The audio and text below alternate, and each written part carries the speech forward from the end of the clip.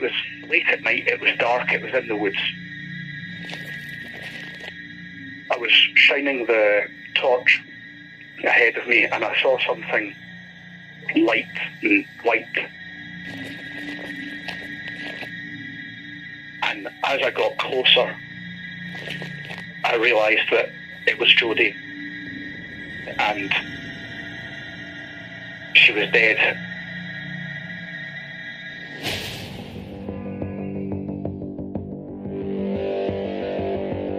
It's been described by police as one of the most violent murders in a generation. This would have been a bloodbath. 14-year-old schoolgirl killed in broad daylight. Jodi Jones had everything to live for, but her life was cut cruelly short when she was brutally attacked. She'd put up an enormous fight. There was evidence of a struggle. The area was heavily blood-stained. She was virtually decapitated. This was probably the most shocking and horrific murder in Scottish criminal history.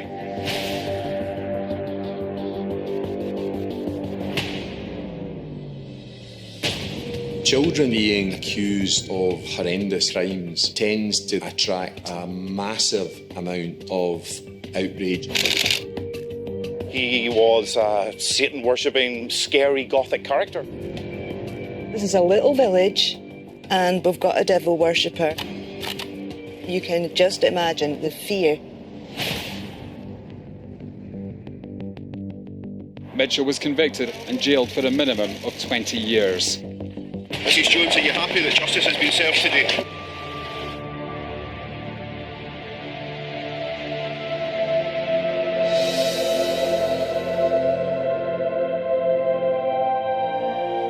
I've been locked up for a crime I did not commit.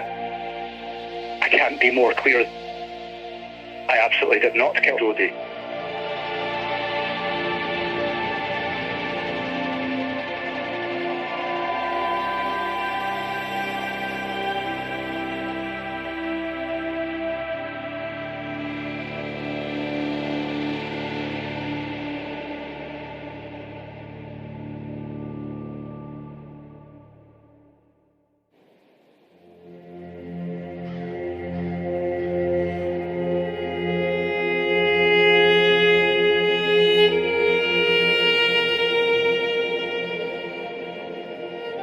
Dalkeith is the biggest town in this area. Originally a market town, but 8 miles from Edinburgh. In a sort of semicircle, there's maybe half a dozen little interlinked villages. Some of them were mining villages, some of them grew up out the market town of Dalkeith. Nothing ever really happens here. It's an ordinary place with ordinary people. Teenagers Jodi Jones and Luke Mitchell lived in the neighbouring villages of East Houses and New Battle. They had been dating for 5 months. I met her a few times, not a lot, but I met her a few times. Typical 14-year-old, shy but not to the awkward stage and not cocky, just a lovely, well-mannered wee girl. 30th of June 2003. Jodi and Luke arranged to meet as usual after dinner. A very, very ordinary Monday. Couldn't have been more ordinary. But as it turned out, it wasn't, was it?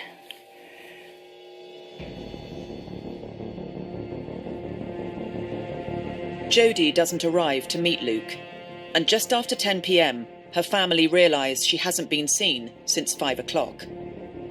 A search party is arranged to find her. Luke came to me in a bit of a state saying, Jodi's missing.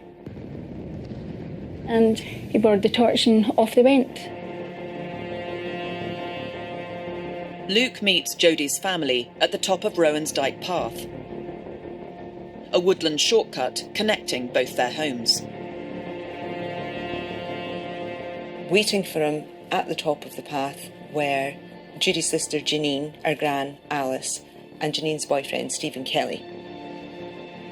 So they all set off down the path, and they're just past this break in the wall, and Luke goes over the wall and he calls out I think there's something here.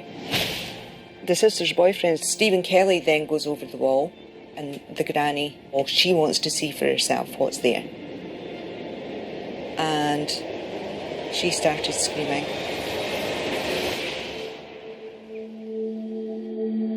Jodi had been beaten. Her hair had been pulled out by the roots. She'd been strangled.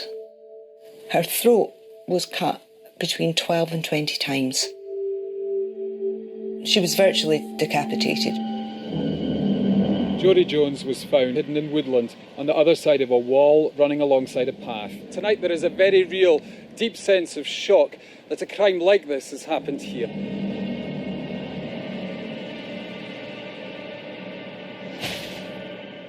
From the minute the news of the murder broke on the morning of July 1st, the hysteria, the relentless media coverage, the fear, the fact that something like that could happen in this area. Detectives have warned Dalkeith teenagers starting the summer break to be on their guard. There was a maniac roaming among us. Police have staged a reconstruction of the last known movements of murdered teenager Jodi Jones. Tonight, motorists were being asked if they were here a week ago. Jodi's clothes are undergoing forensic examination. I got a call from a police officer. They wouldn't tell me what had happened, just that they were taking Luke and Mia, our dog, to the police station and could I meet them there. Then we were questioned about that night, and they tape your conversations, and my tape was marked witness, and I noticed that Luke's tape was marked suspect. It appeared that Luke Mitchell was now prime suspect. Police believed he had led the search party to Jodi's body, a location only her killer could have known. It seemed 14-year-old Luke Mitchell had become the prime suspect in his girlfriend's murder. A police search of his house revealed more about his character. Mitchell had really highly peculiar habits at home. He was storing up jars of urine in his room. He was a dope-smoking, kind of feral youth, scary gothic character. They found satanic slogans on his school jotters. And one of the things that made this case seem really scary, really terrifying, was this emphasis that Luke Mitchell was a devil worshipper, that he was into the occult.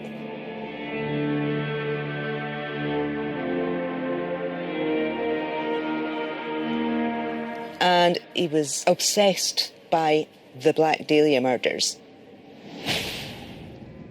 Jodi's injuries were said to have some similarity to those of a murder victim known as the Black Dahlia, a young woman who had been mutilated in a ritualistic killing. The Black Dahlia case was the killing of a young woman called Elizabeth Short in Los Angeles in 1947. She was found horribly mutilated. She'd been severed in two, so the legs and the torso had been separated. Was Mitchell inspired by the Black Dahlia? The case against Luke Mitchell was building. The police were closing in, and the press began to name him as the main suspect. This stuff was being gobbled up insatiably in broadsheets as well as tabloids. It's got a kind of horror movie element to it. You know, this is about a young girl who's 14 who's found brutally murdered. Add in that, all that crazy stuff around devil worship and drugs, and you have a really kind of toxic brew that people couldn't get enough of. The press just ran amok. They were virtually camped outside our door with their sandwiches and flasks, flinging themselves on my car when my car left the driveway just to get a close-up of Luke. There was the story which became enormous of Luke Mitchell being asked not to attend the funeral of Jodi Jones. We weren't allowed to go to Jodi's funeral, and I asked why, and they said because the family were frightened that we would turn it into a circus. On the day that the funeral happened, he decided to sit down with Sky News and do an interview. Sky came to my door and I told them, yes, we were having a vigil for Jodi. So they asked if they could come in and to witness that. I thought, what harm can it do? In fact, I thought it would do better because there was whisper of, say, Luke not caring a jot, and he was unemotional, and he was this, that, and the other. And I thought, well, at least if we show them this, then at least they know we are thinking about her, and we do have emotions and whatnot. So I let them in, and basically that horrible little man started almost interviewing Luke. What would you say to those who would look at you and think he killed his girlfriend? I just say they're being naive, not to believe everything you read in the papers. It's trial by media. The interview itself had a rather unpleasant sort of vibe to it. The police and accusations and things I couldn't care about. It was just want to find out what happened and who did it. It felt strange to watch. There was judgments made about the relationship between Mitchell and his mother. It added to the creepiness and the disturbing nature of the story. The headlines the day after that. The screeching headlines. How could you? Yeah, the public turned against us with that one.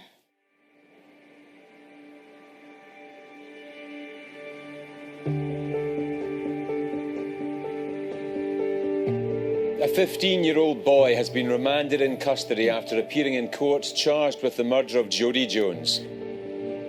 Luke Mitchell was finally arrested on the 14th of April 2004, 10 months after Jodi's murder.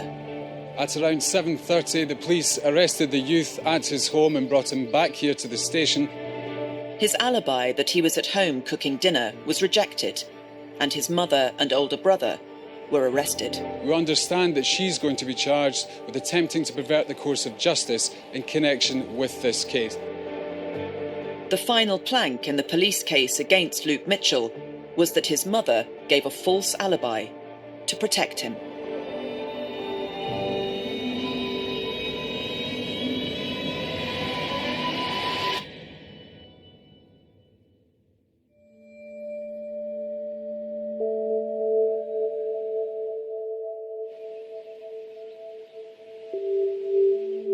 Innocent or guilt, there's something wrong with this conviction. We have a 14-year-old boy, and despite extensive investigation, there is no forensic evidence to link him to the crime. The evidence is insufficient to say beyond a reasonable doubt that this was Luke Mitchell that committed this murder. If we're going to find somebody guilty, it has to be on the basis of solid evidence beyond reasonable doubt. That hasn't happened in Luke's case. We're talking about a person's life, and you need science to put someone in jail.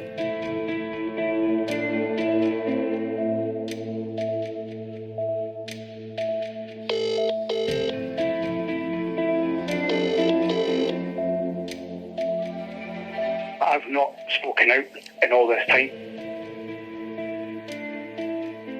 because every time I've tried to speak out, I've been shouted down and just been called evil and manipulative and twisted. It can't be more clear. I absolutely did not kill Jodi, and I've been locked up for a crime I did not commit. I will not admit to something I've not done. I want to clear my name.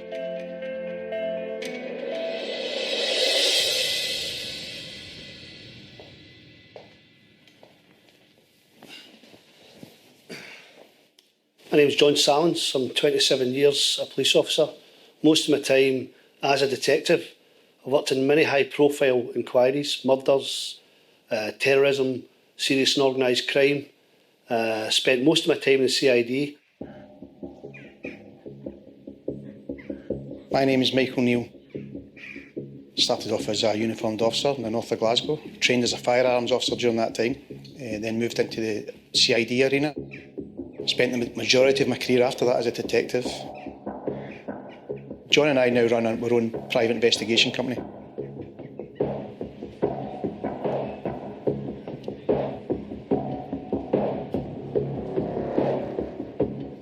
With a combined 50 years' experience, the former detectives have agreed, for the purposes of this documentary, to re-examine the case against Luke Mitchell. The difficulty of being asked to reinvestigate a case that's 17 years old, and in this case especially where someone's been convicted of that murder and been in prison, I suppose the biggest difficulty for John and I will be to keep an open mind. It may well be the case that we think Luke Mitchell is guilty, but we don't know until both of us have investigated it. We'll start right at the beginning. What do we know? The basics, what do we know about this case? Luke Mitchell was found guilty by majority verdict. 14-year-old at the time of the murder, 16-year-old at the time of the trial, okay? Sentenced to life with a minimum of 20 years. We're doing things retrospectively now, without the full knowledge of what the investigation team carried out. We're just trying to conduct this investigation based on our own experience and things that we would have done at the time. What have we got forensically to tie into it? There's absolutely nothing forensically. It's a circumstantial case. You would think, considering the brutality of that murder, there would have been something forensically. Luke has maintained his innocence.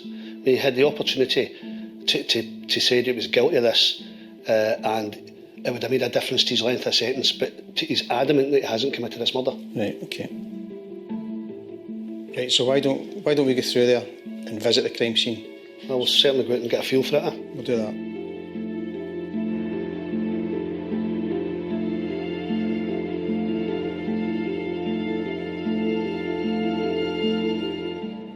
It's a lovely place as well, isn't it? Nice wee quiet town. I think we're far away now.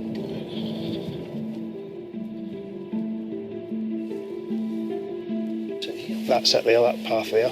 So it is, yeah. Let's go.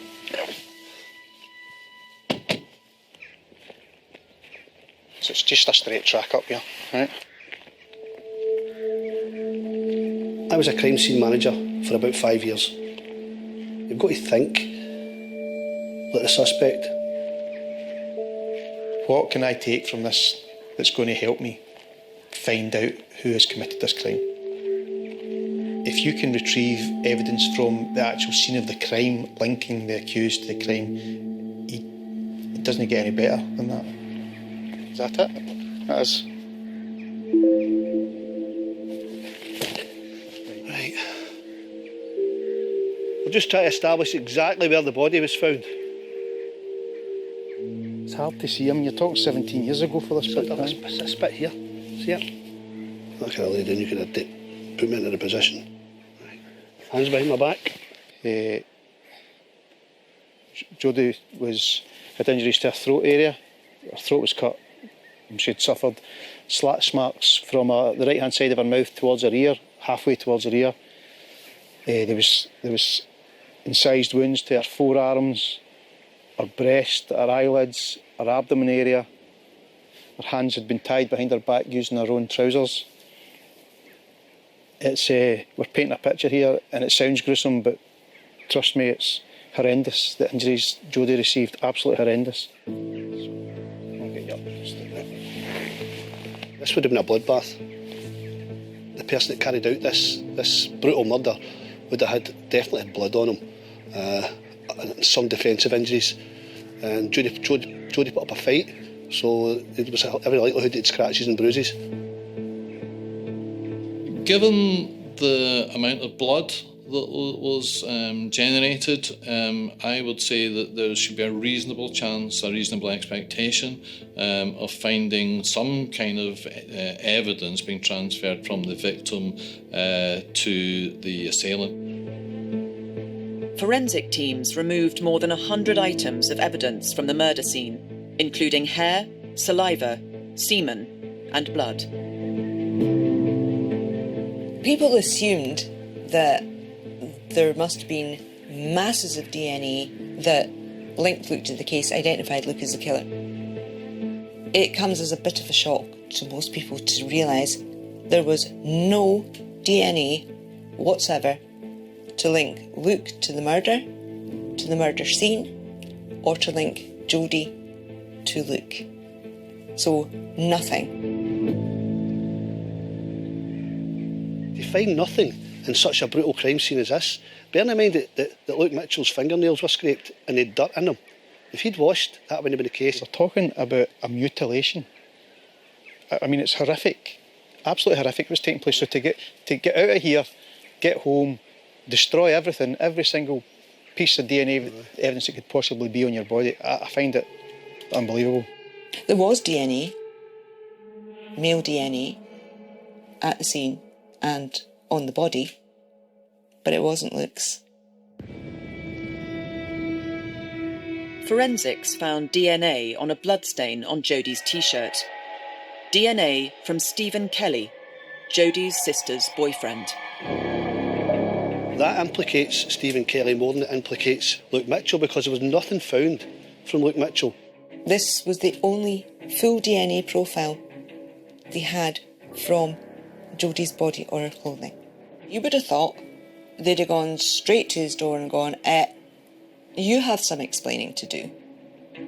Why didn't they do that? The explanation given by the prosecution in court for Kelly's DNA was that Jodi had borrowed her sister Janine's t-shirt that night.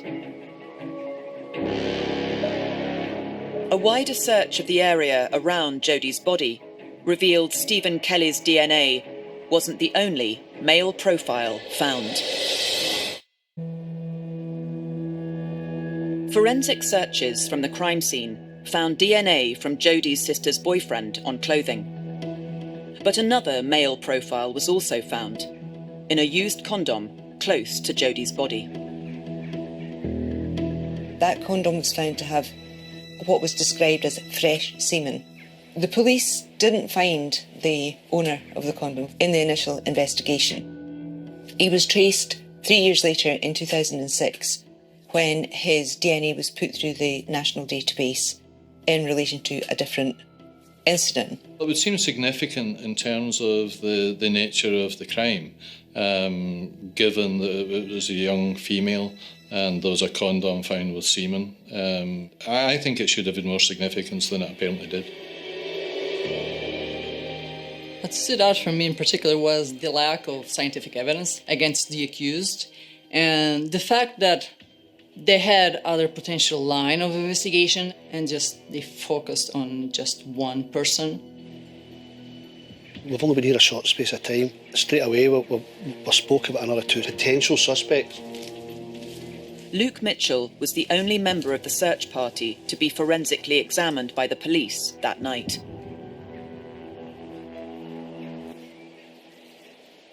The visit here today for us is very worthwhile.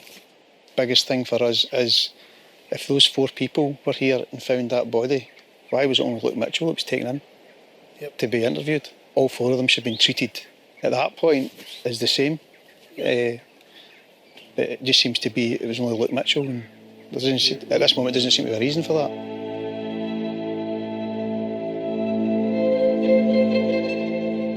It was obvious from the police treatment of me that I was a suspect from day one. I was told to sit separately from the rest of the members of the search party, and one of them had tried to hand me a cigarette when we were sitting waiting, and they were told that they shouldn't be having any interactions with me, yet the other 3 were sat together all talking together, and I was kept separate. I mean, this was genuinely from the very first moment that police had arrived that I was being treated separately. I sprinted up to a police station. asked where my child and my dog were. I was shown into a room and the sight was just horrendous. Luke was sitting in a white forensic suit. He'd been stripped naked and he just had a tear streaming down his cheek and his eyes were like saucers. It looked like somebody hit him right between the eyes with a mallet. That's what he looked like. Total shock. The police would be under pressure from an early stage to make sure that they identified a suspect and arrested someone. But it is possible to lose important lines of inquiry by developing a case theory prematurely. That early closing of minds for the possibility of other suspects can result in lines of inquiry not being taken, which means then that to an extent the investigation becomes an inevitability in terms of where the finger points.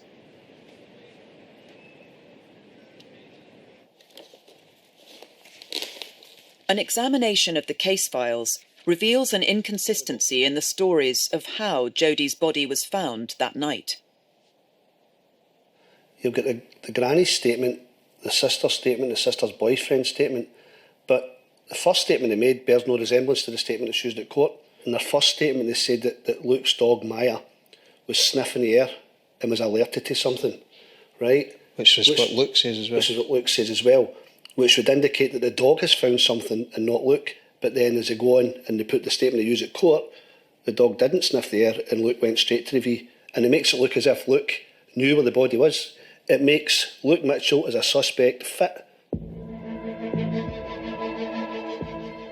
The defence tried to pursue that. They read out the sister's boyfriend's description of the dog. It's an Alsatian, it's a big dog, its head was above the height V. That's a very clear description of the dog and how it reacted. And he put it to the witnesses, this is what you said. And they said things like, I don't remember. And the first story that they were all telling together just disappears. If three witnesses in their statements are all saying one thing, and then by the time of the trial, it's changed for each of them, but it's changed in the same way, that would certainly prompt some questioning by the defence QC, and I'm sure here Donald Finlay explored that with them and then no doubt pointed out to the jury, well, people of course can forget things, people might remember things in different ways, but to say the same thing in statements and then to have the same changes in the witness box is something that you might want to have a think about. It'd be interesting for us to have a look through the statements and see where they start to change and if there's anything been suggested to them. Has it been suggested to them that this is what might have happened and they've thought, maybe.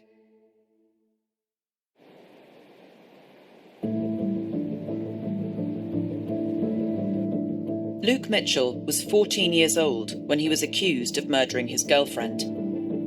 He was named by the press within days, but not officially charged until 10 months later. Luke was, when I say he was in the press constantly, I mean daily, absolutely daily. This is 5 days after the murder, I believe, where we've got detectives hunting the killer of 14-year-old Jodi Jones. We're last night questioning her boyfriend and his older brother, and Mitchell's named here. So, we have the ethical issue right at the start of the case. Should we be naming a child at this point? Umpteen photos of him, naming him. Now, bear in mind, this is pre-trial. He had not been convicted. He hadn't even been arrested. But he was being treated like a criminal. So, we've got a picture of Mitchell here. When you look back on this, it's intensely problematic for how this case is going to be treated by a jury, in the eyes of the public. Why do people think he did it? Because the police told the press, and the press told the public. You worry about how this whole narrative was being framed by the police using the press, and what that would mean by the time it gets to court. That's really what lies at the kind of icky heart of this. The media and the police views almost fed each other, and they certainly, to my mind, fed the impression that was being given to the public. What intrigues me the most about this case is, was it the prosecution of a lifestyle? What I mean by that is Luke Mitchell's case seemed to fit in with a narrative which was unfolding in the late 1990s and the early 2000s, where kids were in effect almost criminalised themselves because of their attitudes or their behaviour. The dope smoking, the violent computer games, the listening to music that adults found offensive. I mean, one of the strange things about this case is the whole involvement of Marilyn Manson and the Black Dahlia story being sucked into the narrative of the Luke Mitchell case. Marilyn Manson was fascinated with the Black Dahlia case. We know that he painted watercolours of the Black Dahlia victim. And it turned out that the prosecution were trying to claim that Luke had carried out a copycat of the Dahlia murder from the Manson paintings because he was obsessed with Marilyn Manson. Well, if the kid's into Marilyn Manson and Marilyn Manson's into the Black Dahlia, then, was Mitchell inspired by the Black Dahlia? There's a little bit of a problem there. Or there should have been a little bit of a problem there, because there was no evidence at all that Luke had ever seen the paintings or that he knew anything about them. So they took all the computers that Luke had access to. None of them had accessed those paintings. If this website is what he would have had to access in order to see anything to do with the Black Dahlia killing, where's the evidence that he accessed that? And there is none.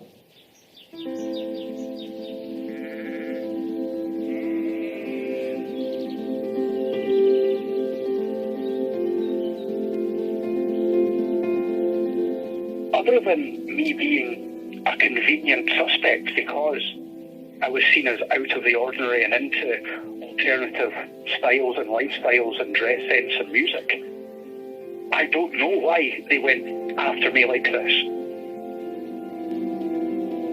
It's not as though I had criminal involvement with the police beforehand, before any of this. I was the local weirdo. It was easy to put it on me. It was easy to make people believe these nasty and evil things about me.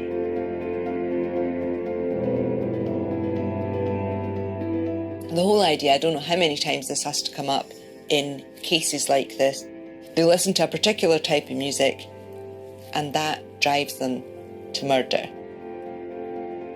There is no scientific evidence to back up those claims, wherever they've been made.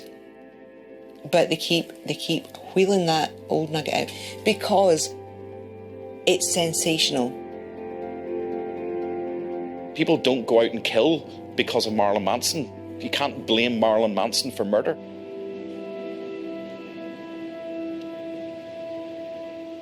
As the re-examination of the case continues, a disturbing piece of evidence reveals another potential suspect.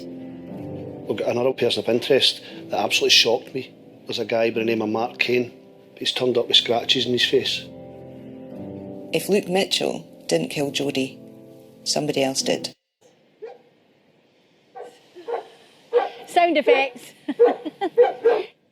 In April 2004, Luke Mitchell's mother, Corinne, was arrested and charged with attempting to pervert the course of justice. 8 months later, all charges against her were dropped. This was a caravan sales and the shop sold caravan accessories. I lost everything. Started with losing my son, and there's nothing worse as a mother watching your son being taken away from you when you can't do anything. You can try screaming, try shouting, yelling, not going to get you anywhere. And especially when you know he's not done anything wrong because he was with you. And no one listens. No one listens. Then that has a knock-on effect. Well, after Luke was convicted, obviously this was an easy target. And one night I got a phone call from the police, can you come up? So I was up here about 3 o'clock in the morning. To be honest, all I could do was sit in my car and just stare. It was just mind-blowing. Utter carnage. It wasn't just a couple of broken windows, it was 40-odd caravans, completely trashed. So I sold the house. So now we've got nothing, absolutely nothing. So I'm living here. Not my ideal plan at 61. Living with no electricity, so no running water, no toilet. Unfortunately now my health is suffering because of it.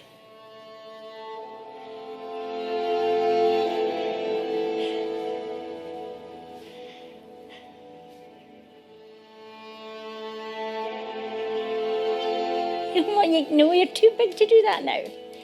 You're too big to do that now. Yes, you are.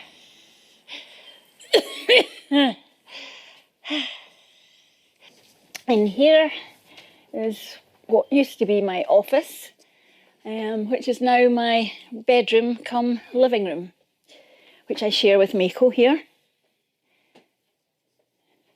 And a few rodents. Yes.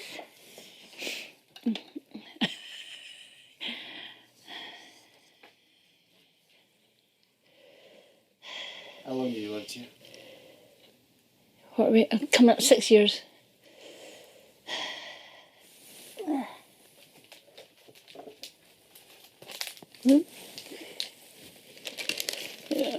Luke and Mia.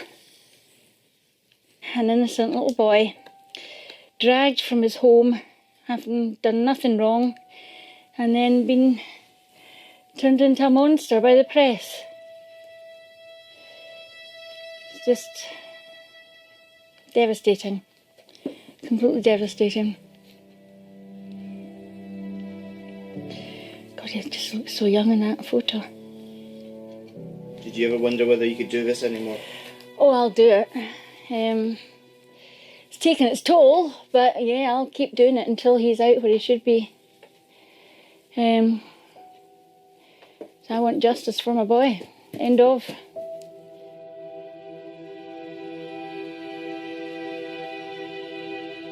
A lot of the time, I still feel 16, 17. And I have to remind myself that I'm nearly 32 now. They took me away in April 2004 and I've still not managed to go home yet. I'm still waiting to go home.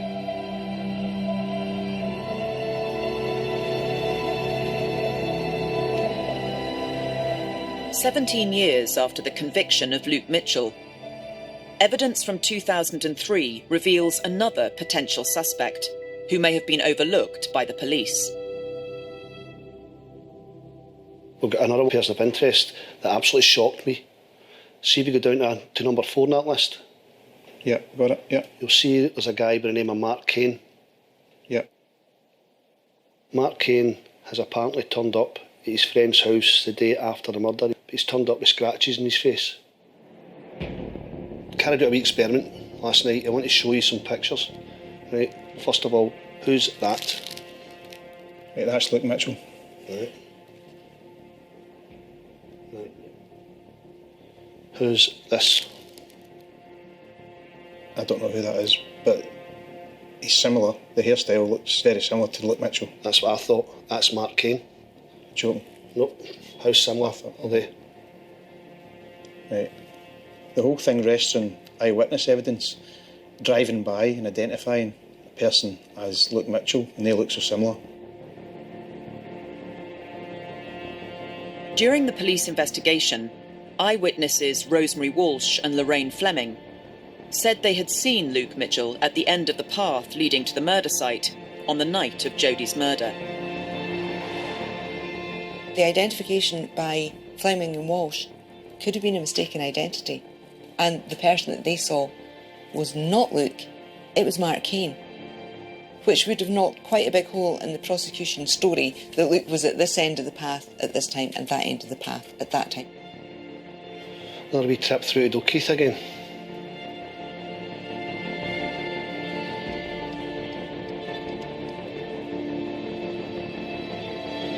Scott Forbes, the man who was visited by Mark Kane the day after the murder, has agreed to meet with the investigators at the crime scene.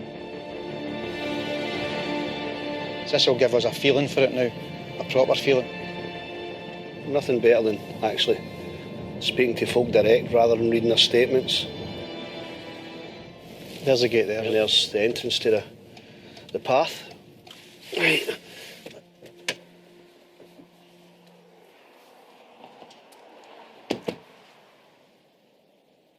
So what's over here? New Barlaby College, and that's where Mark Kane was living.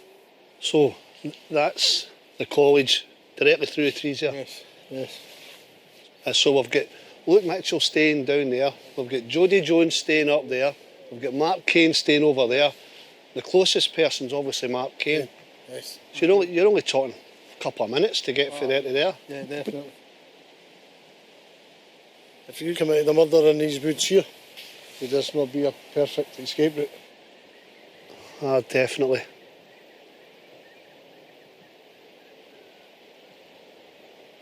Tell me how you know Mark Kane, Scott. I met Mark Kane when I was a student at the same time. As an individual, what sort of person was he? Listen, he was a nice laddie in his own ways, but he was a very, very disturbed boy. Very, very disturbed. He carried a 8-inch blade with a brown wooden handle, kitchen knife. What makes you think that Mark Kane's involved in the murder of Jodi Jones then? Mark Kane visited my flat in Leith the day after Jodi had been killed. He had big scratches on his face, 3. I told him a wee girl had been killed. Asked him where he had been and where he got his scratches.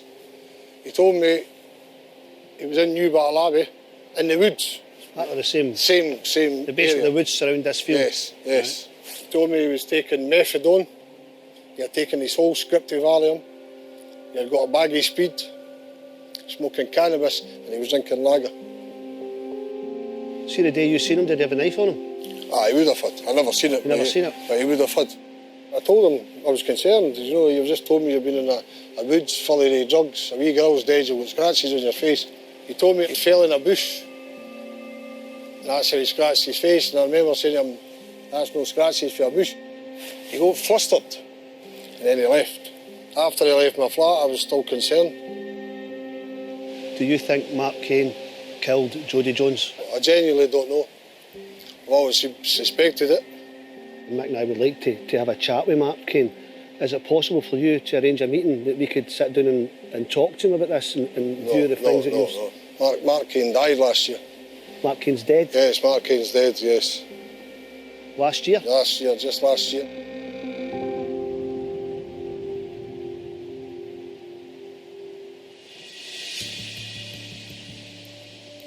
I think we need to take a look at these two, the moped boys.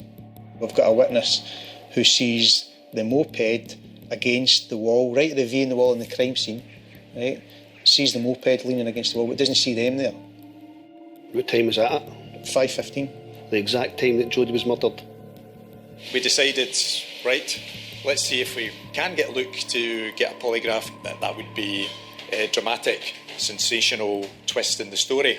Did you stab Jodi on the 30th of June 2003?